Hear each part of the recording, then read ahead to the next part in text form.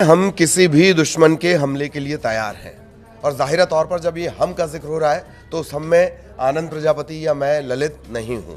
ये बहुत बड़ा बयान कौन दे रहा है कि हम किसी भी हमले के लिए तैयार हैं, और वो भी तब जबकि ओमान में एक बैठक होने वाली है और इस बात को लेकर होने वाली है कि मिडिल ईस्ट में जिस तरह के घटनाक्रम जारी हैं, जो तनाव है, तनाव चरम पर पहुंच रहा है, उस बैठक से, शांति वार्ता से पहले इतना ज्यादा भड़काऊ या कहें कि आग लगाने वाला बयान ये माना जाए कि हम किसी भी दुश्मन के हमले के लिए तैयार हैं।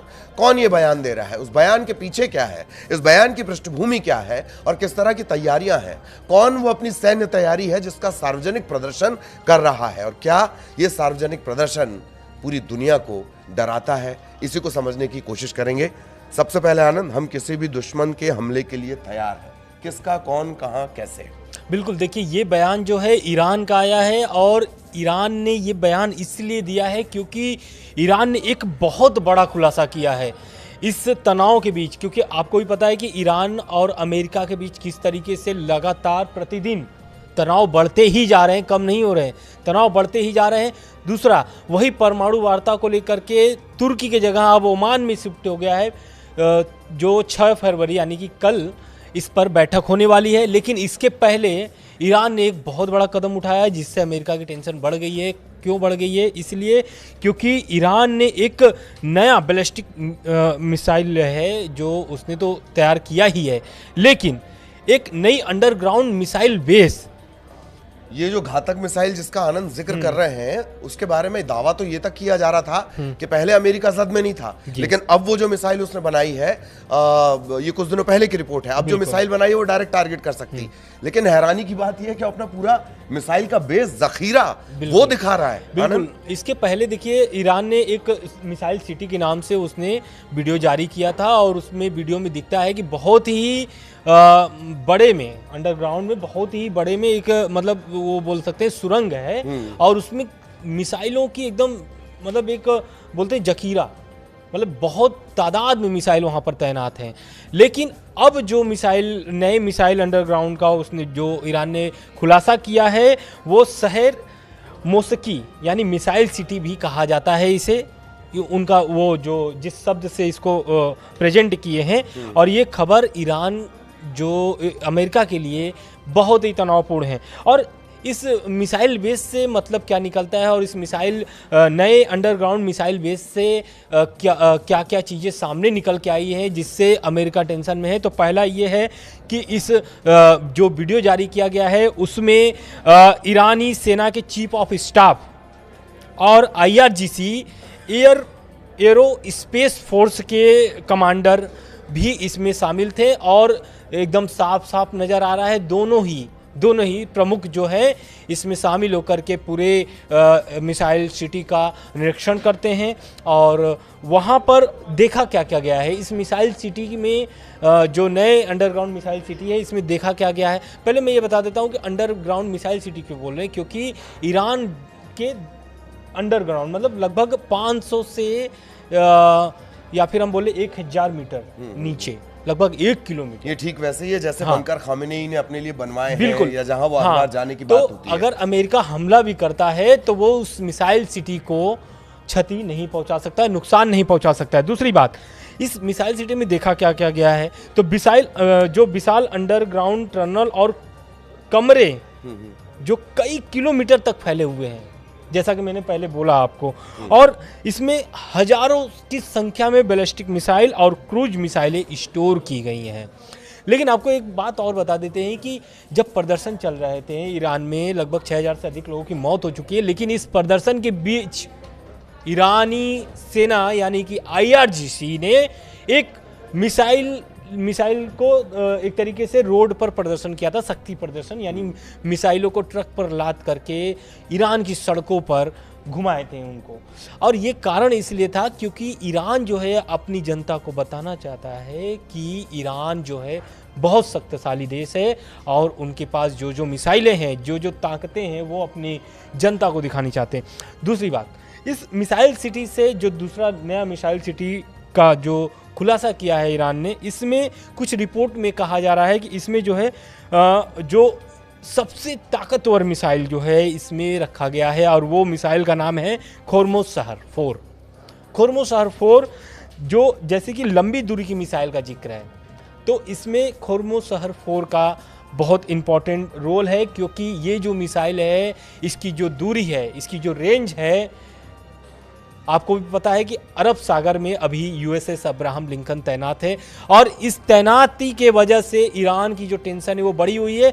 यही कारण है कि बीते दिनों 2 ड्रोन भेजे गए थे ईरान की तरफ से। पहला ड्रोन मार गिराया गया, दोनों ड्रोन मार गिराए गए हैं अमेरिका की तरफ से, लेकिन इन जो ड्रोन थे इन्होंने ईरान के लिए जो काम करना था वो कर चुके हैं। कुछ इंपॉर्टेंट तस्वीरें जो है वो ड्रोन भेज चुका है ईरान को, ये सोर्सेस के हवाले से आ रहा है, मेरा ऐसा कोई दावा नहीं है, लेकिन ये जो सोर्सेस बता रहे हैं इससे ये समझ में आ गया है कि ईरान जो है अब डरने वाला नहीं है। क्योंकि आपको भी पता है कि जब से ट्रंप ने बोल दिया है कि ईरान से मेरी बातचीत शुरू हो गई है, तब से ईरान जो है लगातार अपनी ताकतों का प्रदर्शन कर रहा है। और यही कारण है कि पहला जो प्रदर्शन है वो बयानों से सामने निकल के आता है, वो है supreme leader Ayatollah Ali Khamenei.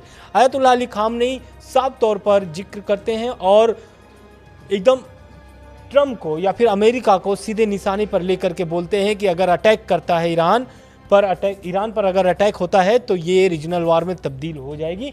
और दूसरी बात, वहीं वो इस बयान के बाद ईरान की तरफ से ड्रोन भेजे जाते हैं और उस पर भी हमला होता है। और तीसरी, मतलब एक तरीके से मैं ये बोल दूं कि लगातार ईरान जो है कि अपनी शक्ति का प्रदर्शन कर रहा है। और यही कारण है कि जो नए मिसाइल सिटी अंडरग्राउंड का जो जिक्र किया गया है, जो खुलासा किया गया है ईरान की तरफ से, ये कहीं ना कहीं ट्रंप की चिंता बढ़ाएगी। क्योंकि आपको भी पता है कि तुर्की के इस्तांबुल में बैठक होने वाली थी यूएस और ईरान की, लेकिन ईरान इससे मना कर देता है। ईरान का कहना है कि हम तुर्की में ये बैठक नहीं कर सकते हैं, आपको अगर बैठक करना है तो आप ओमान में करिए। जैसा कि पहले जून में 12 दिन के हमले हुए थे, उस 12 दिन के हमले के पहले भी ओमान ही मध्यस्थता कर रहा था इस बैठक का।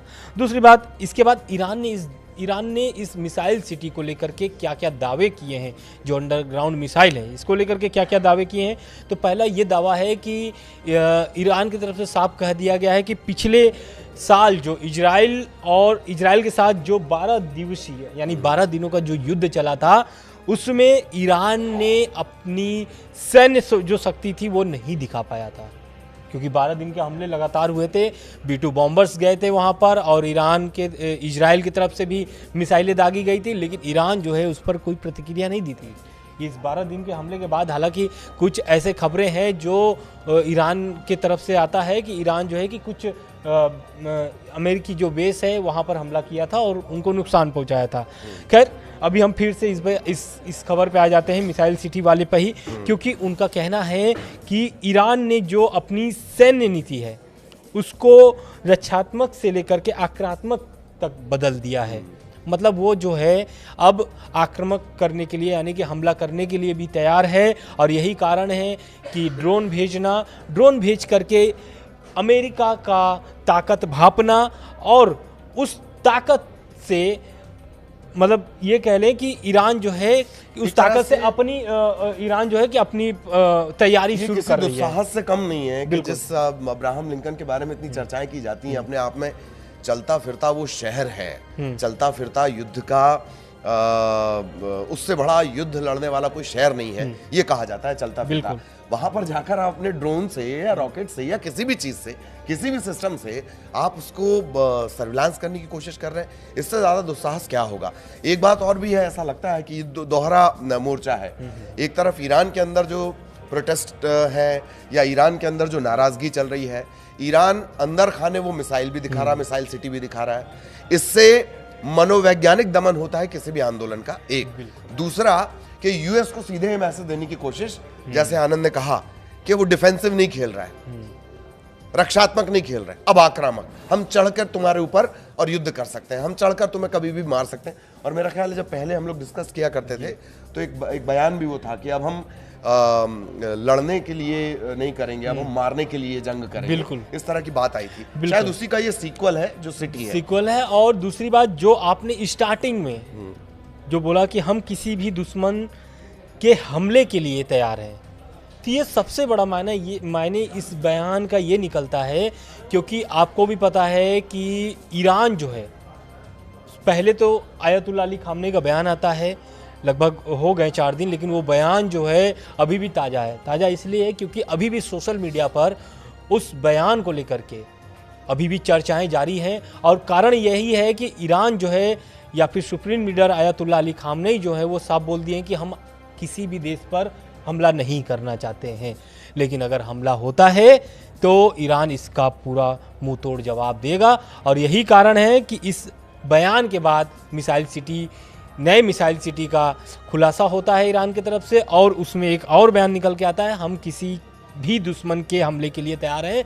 यानी कि वो ईरान, अमेरिका और इजराइल के साथ साथ यूरोपीय संघ को भी साथ में लपेट लिए हैं। कारण क्या है?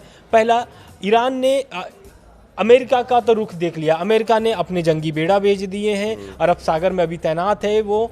दूसरी बात कि इधर इजराइल जो है लगातार प्रेशर बना रहा है अमेरिका पर कि आप अगर हमला ईरान पर नहीं करते हो तो हम कर देंगे।